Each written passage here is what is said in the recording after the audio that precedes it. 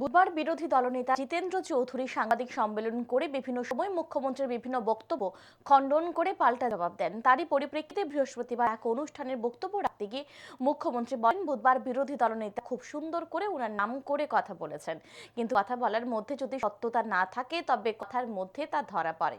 বিরোধী দলনেতার বক্তব্যের পাল্টা জবাব বিজেপির সামাজিক মাধ্যম পেজ থেকে দিয়ে দেওয়া হয়েছে। সত্য কথা বললে গাত্রদাহ হয়, রাস্তায় দাঁড়িয়ে এখন আর তারা কথা বলতে পারে না, তাই কথায় কথায় সাংবাদিক সম্মেলন করে তারা মিঠাকে খুব সুন্দর করে বলে। মুখ্যমন্ত্রী আরো বলেন, আগে ভাবতেন তারা দেশ বিদেশ নিয়ে কত ভাবেন, বর্তমানে মনে হয় তারা কিছুই জানে না, তারা মানুষকে টুপি পরাচ্ছে।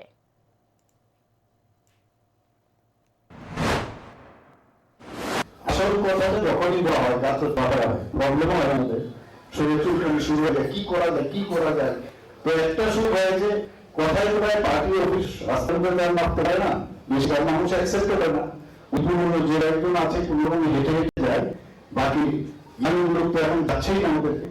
তো একটা সরল যেটা যে একটা প্রেস কনফারেন্সের উদ্যোগের তারপরে চলে যায়। আমি জানি